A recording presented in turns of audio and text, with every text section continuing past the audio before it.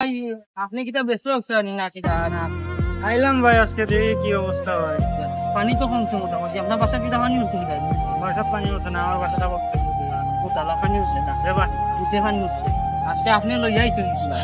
তো আজকে আইলাম, তো ঈদের দিন বেচলে ঈদের দিনই তো মাল থাকতো না একটু। যদিন তো ভাই পানি আছে, সব ভাই দি পানি আমরা নিজেও বাড়াইতে পারছি না, আজকে বাড়াইলাম। মনে করেন যে খরচের টাকা নাই, চলার টাকা নাই, তাও পারিলাম।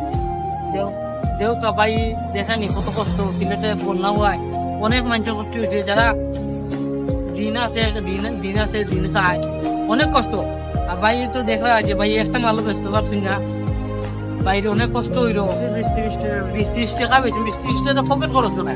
এই জন্য বাইরে চলতে গেলে নিম্নে 100 টাকা লাগে পকেট খরচ, তাও নাই কি তখন ভাই নিম্নে খানি দানি আছে, ফ্যামিলি আছে, ফ্যামিলি চলাফেরা লাগে, তো আসতে লাগবে না সেটা।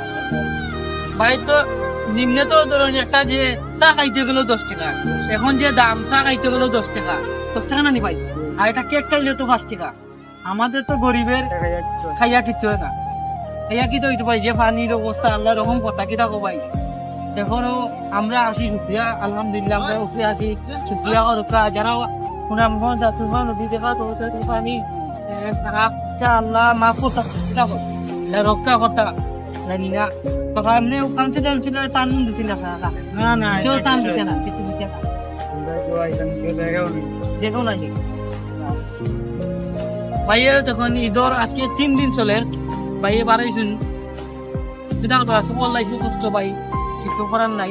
আল্লাহ কথা সব আল্লাহ সব হইলো রিজিকে মাল্লা আল্লাহ, ভাই রিজিকের মালিক হইলো আল্লাহ, দেখি কিটা করা যায়। আর ভাই